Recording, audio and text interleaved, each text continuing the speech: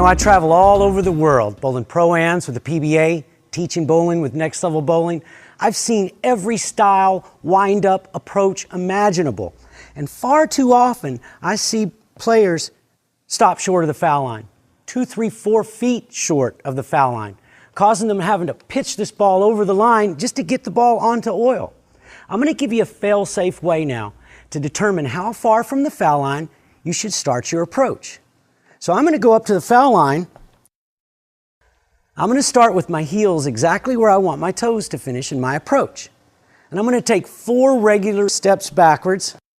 I'm going to add a half a step for a slide. That's very important. And this is where I should start in a 4-step approach.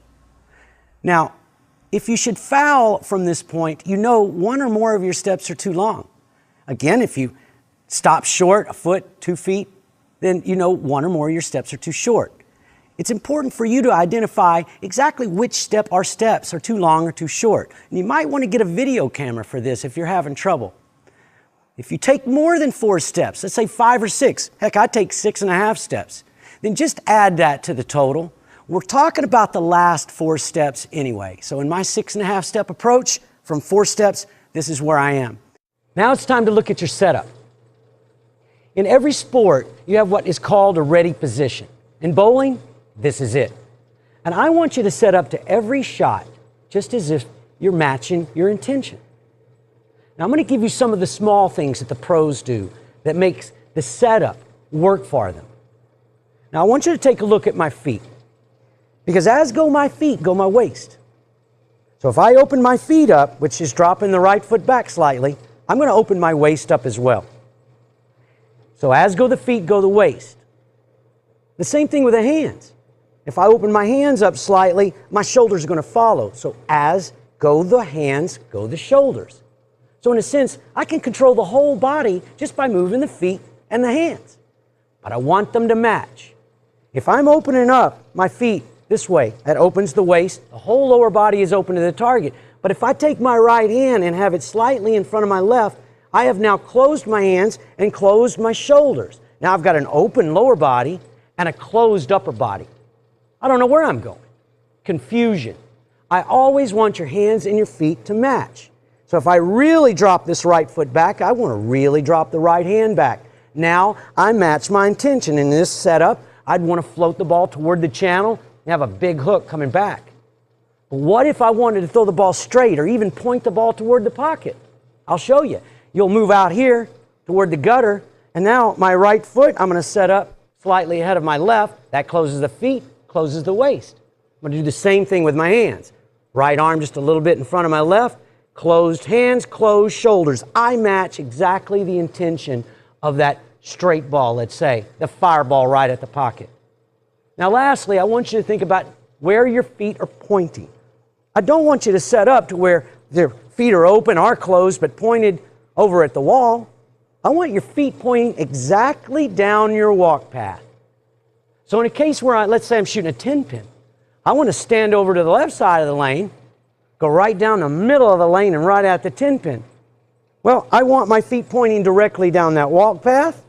I don't want to have my shoulders, my waist, my feet, or my hands open, so I'm going to square everything off. And this is going to be my setup for the 10-pin. Same thing with the 7-pin, but I'm going to turn as to point at that 7-pin. Now let's add a ball to all of this.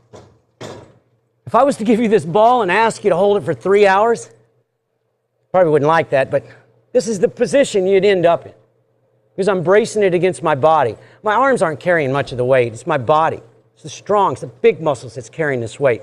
And in your setup, all I want you to do is lower it. Now this is, let's say, my medium speed, because my forearm, both of them, are level to the ground. If that's my medium speed and I want a higher speed, I can raise it incrementally all the way up to as fast as I can go. If I want to lower my ball speed, I can hinge again from the elbows and drop it slightly. This is going to lower my ball speed because it lowers my backswing.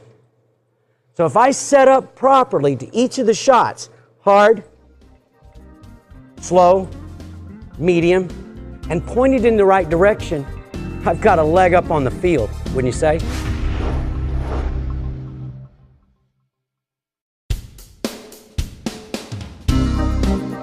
All right, let's take this setup to another level. Now, in my setup, I'm going to take this ball in my left hand. This is so important to me. It's one of the most important things I can tell you, is in your setup, hold the ball with your left hand.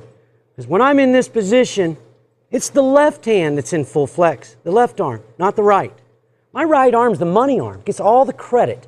Left arm's the grunt arm, does all the work. Now, when I deliver the ball from my left hand to the right, for the very first time, I want to do so at the same time that I deliver the weight of my body from the left foot to the right.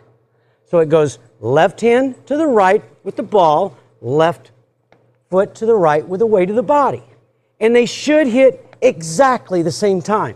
I want ball weight, body weight, bang. That gives me a timing key. Because if I'm slightly off in that first step, I can simply just stop and come back and start over. I don't have to continue an errant shot. And I know whether I'm going to be in perfect timing by step 2. What a benefit that is. Now, if I was to start with the weight of the ball in my right hand, I don't have that timing key.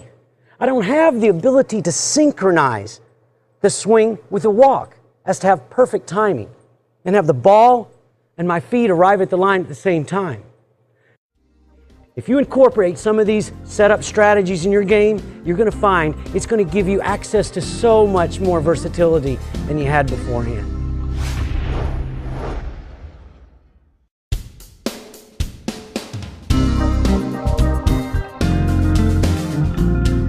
You know, it's my belief that if I can get you to start correctly and finish correctly,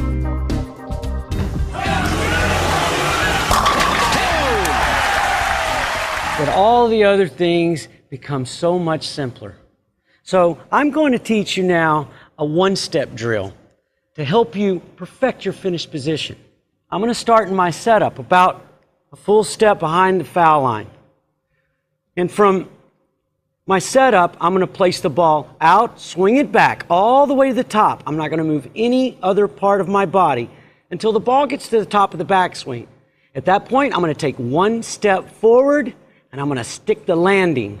Here's how this one-step drill should look.